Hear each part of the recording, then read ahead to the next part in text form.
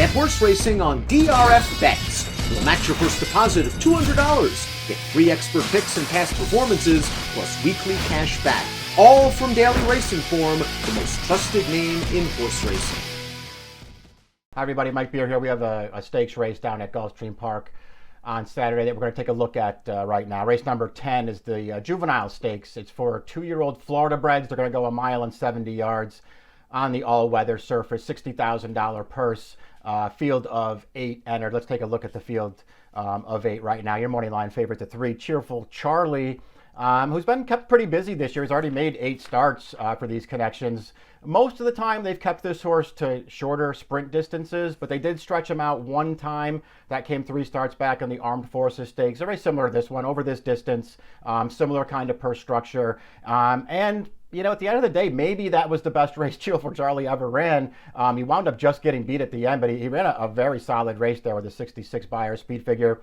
His figures, he sort of attained that level, you know, sort of mid to high 60s. He tends to show up and be a pretty consistent horse and run his race every time. He's got tactical speed. All those things are positives. He's your 2-to-1 morning line favorite. I didn't find a lot to knock about him. I didn't find, you know, anything to really fall in love with either, though we'll get to that Armed Forces race in a few minutes because he did run pretty well in there. The Timeform US Pace Projector thinks that Cheerful Charlie can make the lead in this race. That's certainly possible. He's shown speed in most of his races, even if he's never actually been on the early lead in any of his races, but he's been forwardly placed. I think the key to the pace will be the 2 Maximo, because he was also in that Armed Forces Stakes, and in that position, this horse was dead set on the early lead. They sent him from the gate in there to take over very early on, and he went a fast pace in that race, and he wound up getting really tired and finishing last. They're taking the blinkers off for this, so maybe that won't be the plan this time. His only prior effort going this distance over this all-weather surface was a wire-to-wire maiden win back in July. So I don't know. It'll be interesting to see what tactics they want to employ here. Obviously, they don't want him to go as fast as he did in the Armed Forces. It'll be interesting to see if they're going to try totally different tactics, though, and take him back this time. Because if they don't, I guess there's a chance that this pace gets contested again. We'll see how that all plays out. Let's start off by talking about the number 1, Dangerous Ride. He was also in that Armed Forces Stakes. Several of these horses ran in there. Cheerful Charlie obviously ran the best race of any of them, and he's your morning line favorite this time. Dangerous Tide just really didn't of that quick early do a lot with it, and he was never a factor, finishing 5th. Since then, they've cut him back, sprinted him on dirt, and he ran better that day. Went 7 furlongs in the Juvenile Stakes in his most recent start, and he wound up getting second at 20-1 with a 69 Beyer. It was an improved performance. He did break his maiden over this all-weather surface. He's just going to have to find a way to take a little bit, I guess I would say another step forward here. Is he just a better dirt horse? Is that why he ran better last time? Or is he just improving at the right time? I didn't like his Armed Forces enough 2 starts back to really want to take him in here, but he's far from impossible. The 2 Maximo, again, I don't know what they're going to do with him here. When he broke his maiden 3 starts back on this surface over this distance, he was even money that day, just got absolutely loose on a slow pace. Nobody went with him. He broke on top. He opened a clear lead, never took on a challenge at any point in the race. The pace was slow. He had plenty of horse left through the stretch, and he ran off to win by over 10 lengths. And then they brought him back to the surface in the Armed Forces last time, and he just went too fast on the early lead. It was not a good performance. I think there's an excuse for it, however. The blinkers are off. He's a new gelding for this. He's going to have to take a step forward in here. I don't think that's impossible, though. We'll see what kind of trip he can pull this time and what kind of price they're going to offer you on him. Cheerful Charlie as your morning line favorite. Again, we're not going to talk too much more about him, but we will look at the replay right now of the Armed Forces, because several of these horses are back in here who ran on this Armed Forces Stakes. And Cheerful Charlie, to me, might have run the best race. He didn't, you know, hold on at the end, but again, the pace was solid, so he had to concede to Maximo. He sat off of him up the backstretch, but he wasn't that far away, and the pace was fast. And he just took over on the second turn. He's very game through the stretch. He opens a clear lead. The favorite, Lights of Broadway, is coming after him in the late stages, and he just can't hold on, Cheerful Charlie. But he run a good race, 66 Beyer. His form has been very consistent. It's held up. He should get a good trip in this race. I guess there's enough to like about him. He's just not the kind of horse that I'd be wanting to take 2-1 on as they stretch him back out. They've been reluctant to go along with him, and I know he ran well in the Armed Forces, but I don't know. He was a fair price that day, and he's going to be the favorite this time. The 4 is Anamnestic, who I think is an interesting horse in here. He's right off of his maiden win in his most recent start, but he's a good price on the line. I thought he ran well 2 starts back. He also ran against Lights of Broadway that day. Lights of Broadway, of course, would come back to win the Armed Forces Stakes. This horse was a good second, though, to Lights of Broadway in that race on September 10th. Then he came back with this effort. We'll take a look at the replay of his maiden win last time.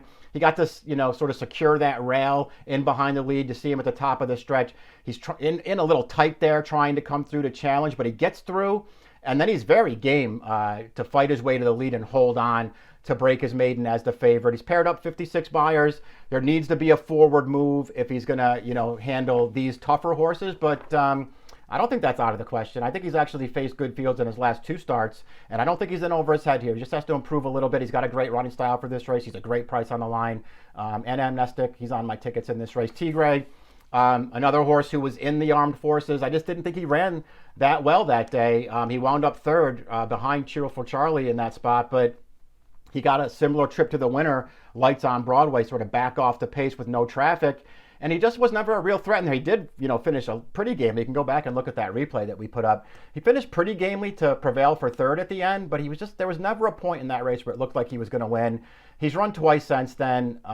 He was a good second on the dirt in the In Reality Stakes 2 starts back at 71-1. That was a good performance. And then they came back to this surface last time in an allowance race. He was nowhere. I don't know.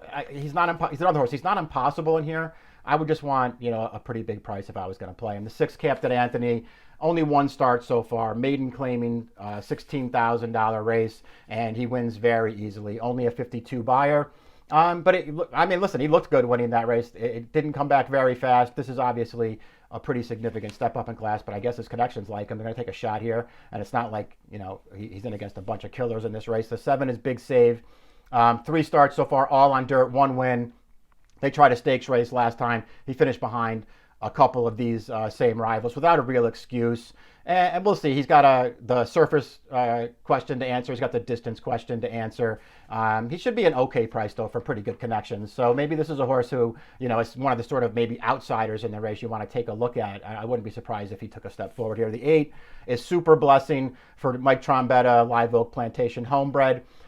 Didn't run on the all-weather surface here at Gulfstream, but he did debut up at Presque Isle on their all-weather surface. He ran great that day. Steadied at the start, a little bit awkwardly out of the gate. He wound up outrun briefly, but he quickly found his stride, traveled really strongly throughout that race.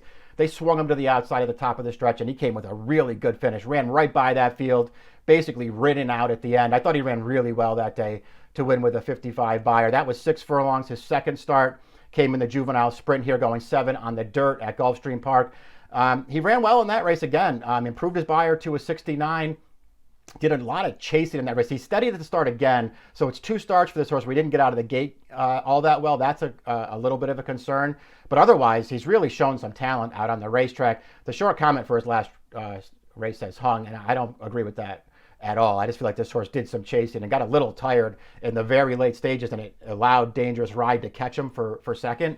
This horse didn't hang, though, and I thought he actually did some running in that race. Bred to stretch out. We already know that he can handle the all-weather surface.